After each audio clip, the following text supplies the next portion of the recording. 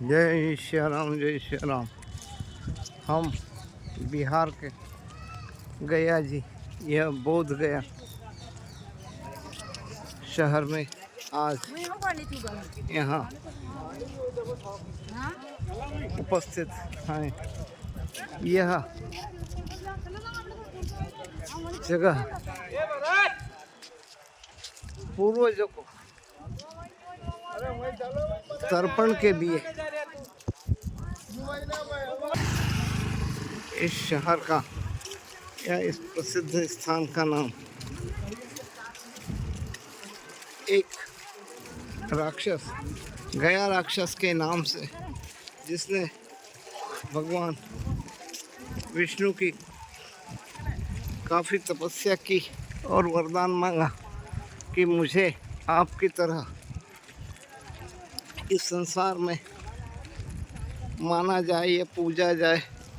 तब भगवान विष्णु ने उन्हें इस बात का आशीर्वाद दिया था कि जो भी तुम्हारे दर्शन करेगा वह मृत्युलोक में सीधा मोक्ष पाकर स्वर्ग जाएगा। और इस प्रकार से वह जो भी पापी, दुराचारी, पुण्यात्मा, हर व्यक्ति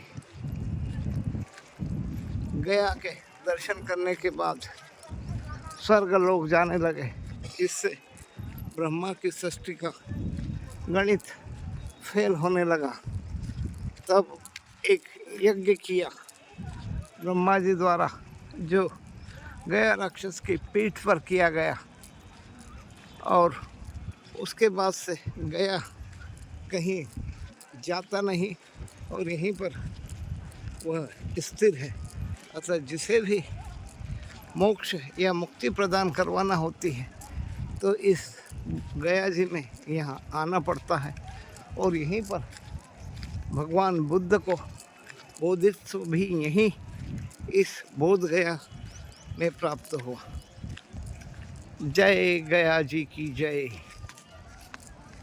आज 30 जनवरी का दिन है और यह लगता है कि यह शमशान घाट है, जहाँ पर गया जी में इनका मोक्ष किया जा रहा।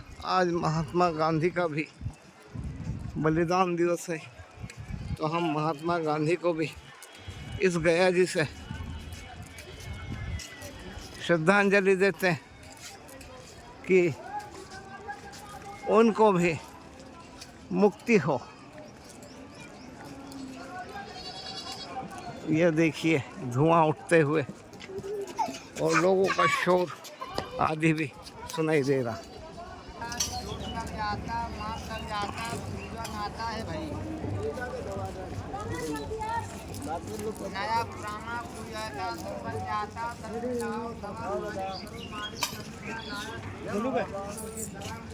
फाल्गु नदी में स्नान मंडलों द्वारा पूजन पाठ करवाते हुए तर्पण और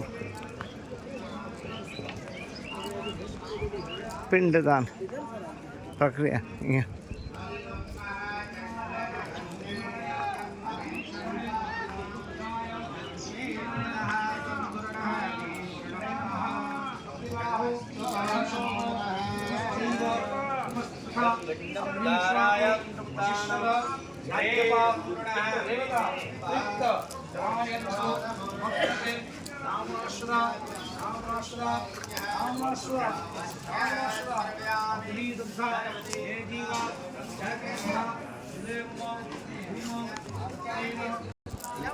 यहाँ यहाँ फल्गु नदी की महा आरती भी प्रतिदिन होती है, ऐसा बताया गया।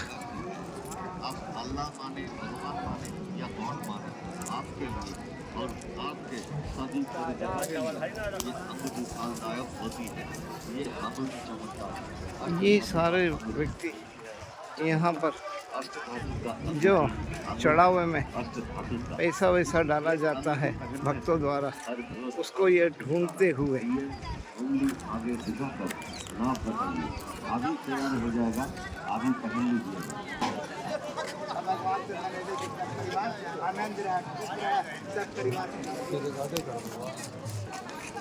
जय श्री राम। यहाँ पर भगवान राम जी अपने पिताजी का पिंडदान यहीं किया था, लेकिन जब वो कुछ आवश्यक सामग्री लेने गए, सीता मैया वट वृक्ष के नीचे बैठी थी और राम जी और लक्ष्मण जी सामग्री के लिए कुछ दूर गए थे। तो इसी बीच राजा दशरथ जी वहाँ उपस्थित हुए और उन्होंने कहा कि बेटी तुम वहीं ही तर्पण करना होगा। उन्होंने कहा नहीं, राम जी आएंगे तब तक आपको रुकना पड़ेगा। दशरथ जी ने कहा कि नहीं, यह मुहूर्त निकला जा रहा है, वो आएंगे उसके पहले अब तुम्हें करना होगा। कोई सामग्री न होने की वजह से उन्होंने रेत के पिंड बनाकर उन्हें तर्पण किया और दशरथ जी वहाँ से प्रस्थान कर गए। फिर राम जी वहाँ आए तो उन्होंने कहा कि मैं तो तर्पण कर चुकी हूँ। तो उन्होंने कहा इसका क्या प्रमाण है? तो राम जी के डर से और दक्षिणा प्राप्त करने की वजह से